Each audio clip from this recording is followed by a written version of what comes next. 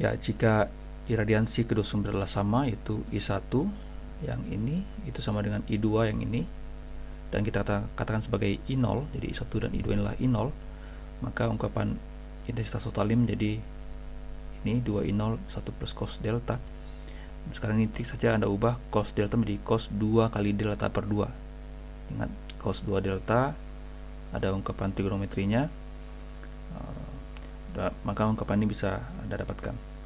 Maka saat maksimum interferensi konstruktif, maka cos itu saat delta misalkan 0 dan seterusnya, maka nilai ini akan menilai misalkan saat 0 maka ini 1, maka jadi 4I0, dan saat minimum, saat deltanya itu bernilai min 1, maka saat deltanya yang plus minus pi dan seterusnya, maka cos ini akan bernilai 0, maka I-nya ada 0. Oke, bukan ya cos deltanya min 1, tapi cos kuadrat deltanya itu belum tentu, karena ini delta per 2 bukan delta. Oke. Nah, ini jelas terjadi interferensi destruktif, dan kebetulan saat kedua intensitasnya itu sama, maka saling menghilangkan persis sehingga akan menjadi 0. Artinya ini sama dengan ini besarnya. Nah, sekarang jika sumbernya sefasa, yaitu E1 sama dengan E2, maka ungkapan delta saya itu bisa saya tuliskan dalam ungkapan seperti ini. Oke. Nah, sekarang kita membahas gelombang sferis, karena biasanya sebuah sumber cahaya titik itu akan, saat kita tidak terlalu jauh dengan sumber cahaya, kita akan memiliki profil gelombang yang sferis, bukan planar. Planar itu saat kita cukup jauh dari sumber. Dan biasanya kalau kita punya, nanti kita bicara misalkan dua buah sumber sini, itu sebagai celah pada percobaan celah ganda Young, maka jarak ini cukup dekat biasanya dengan layar atau bahkan antar sumber, sehingga lebih baik kita memandang, atau lebih tepat kita memandang gelombang elektromagnetik yang merambat itu memiliki profil waveformnya adalah gelombang spherical. Tapi meskipun demikian, ungkapan tadi yang secara umum di awal, yaitu misalkan tadi K1.R1 dan seterusnya, itu masih berlaku di sini. Anda tinggal tuliskan saja di sini K, dan kita katakan karena nanti itu celah ganda Young, maka panjang gelombang dari sumber 1 dan sumber 2 adalah sama, sehingga kita bisa K di sini. Karena salah satu nanti triknya adalah memang Young ingin agar cahaya ini akan koheren dan bersumber dari sebuah sumber yang sama, maka kita bisa katakan K-nya adalah sama di sini. Di sini saya assign amplitudenya lah E01, di sini E02, omega T, jadi juga frekuensi sama, jadi omeganya sama di sini. Dan oke, di sini jadi karena K dan K2 sama, dan ungkapan KR1 datang dari K dot, tapi karena kita sudah ambil nilai skalarnya di sini. Nah, ini delta, dan nanti kalau sefasa maka ini akan 0, tapi in general delta seperti ini. Nah, sekarang kita gunakan bahwa medannya, kuat medannya sama, dan itu akan menghasilkan, dan juga kita bisa asumsikan juga mereka paralel, maka intensitasnya akan sama. Di sini I1 sama dengan I2, dan kita katakan sebagai I0. Maka kita punya di sini intensitas total adalah seperti ungkapan yang tadi, yang sebelumnya yang ini, di mana deltanya adalah ini. Oke. Maka kita bisa tuliskan ungkapan ini, dan maksimum atau maksima saat deltanya itu 2pi kali M, di mana M-nya bulan-bulan ini. Maka agar itu terjadi, maka R1 min R2 harus seperti ini per K. Oke, ini bisa Anda dapatkan dengan cukup mudah. Nah, sekarang minima itu saat 2pi deltanya lah pi kali M prime. M prime lah ini, jadi plus minus pi plus minus 3pi dan seterusnya, atau M prime lah 2M plus 1, maka itu terjadi saat R1 min R2 nya adalah ini. Oke, ini tidak sulit untuk dibuktikan dengan masukkan deltanya ini, dan ini sebagai ungkapan deltanya.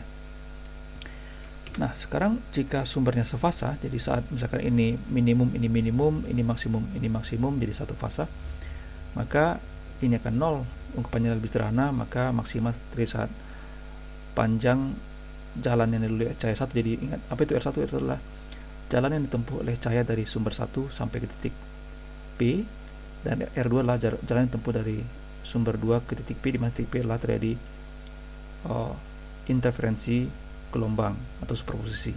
Dan titik P ini bisa bervariasi pada layar, bisa di tengah-tengah persis, atau bisa bergeser ke samping atau kemanapun. Jadi titik P ini bervariasi, dan itu menyebabkan parameter R1 dan R2 itu juga bisa bervariasi. Nah, sekarang kalau di model atau disimulasikan, misalkan saya di sini punya sebuah sumber cahaya yang satu fasa, dan misalkan cahaya dengan frekuensi tertentu, maka didapati sini pola interferensi konstruktif dan destruktif sebarang di dalam ruang seperti ini. Ya, misalkan kalau misalkan ini layar, maka ini menjadi terang, ini gelap, ini terang, ini gelap, dan seterusnya. Oke, ini sumbernya adalah sumber yang tengah-tengah ini. Dan bentuk yang sama juga kita bisa dapati di permukaan air, ya, karena superposisi adalah sifat umum daripada gelombang. Jadi kalau kita punya sebuah gangguan yang satu fasa katakan, dan memiliki frekuensi yang sama di permukaan air, misalkan inilah pemukul permukaan air dan bergerak bolak-balik dengan frekuensi yang sama dan satu fasa, maka pola yang kurang lebih sama juga bisa didapati di permukaan air. Ya, kenapa terjadi? Karena memang baik cahaya dan gelombang air lah sama-sama gelombang, dan superposisi atau interferensi atau difraksi adalah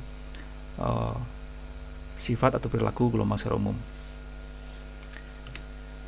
Nah, sekarang apa syarat agar interferensi dapat terjadi? Di sini kita akan bahas pertama koherensi daripada gelombang tersebut. Nah, ada dua macam koherensi, yaitu koherensi temporal terkait waktu dan koherensi spasial. Nah, koherensi temporal adalah jika Anda tempatkan beberapa titik pengamatan pada muka gelombang, maka pada waktu yang sama, misalkan Anda tempatkan di muka-muka gelombang pada ini sumber, dan katakanlah sumber yang koheren secara temporal, maka Anda tempatkan titik P1 aksen dan P2 aksen, sini P2 aksen dan seterusnya, P3 aksen. Maka jika waktu T0 Anda dapati ini misalkan di puncak, maka pada saat misalkan waktu periode berikutnya, maka akan dapati mereka juga di puncak, dan seterusnya, 2 periode, 3 periode, dan seterusnya. Artinya dari waktu ke waktu Anda akan dapati fenomena di P1 itu direpetisi di P2, kebetulan adalah berjarak mungkin 1 gelombang atau 2 gelombang, dan seterusnya. Nah, itu keterangan sebagai temporal. Jadi Anda bedakan antara kejadian-kejadian pada waktu yang berbeda, dan jika terjadi repetisi yang sama dan bersifat koheren dalam arti tidak berubah, maka Anda bisa katakan dia memiliki sifat koherensi temporal.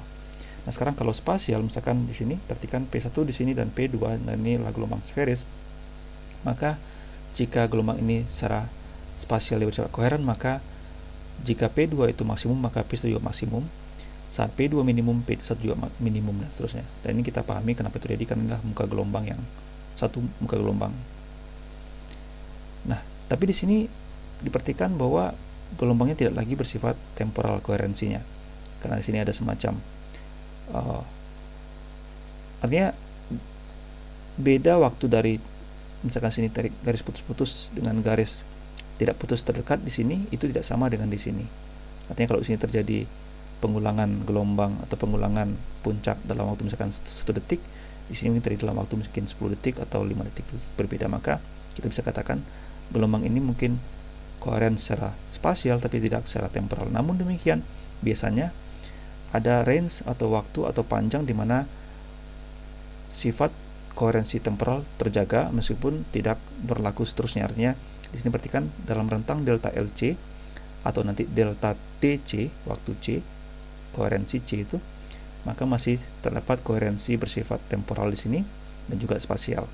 Namun ketika Anda extend range pengamatan Anda, maka koherensi temporalnya sudah tidak lagi teramati. Nah, untuk tercipta gelombang atau interferensi yang baik di layar, maka dibutuhkan sebenarnya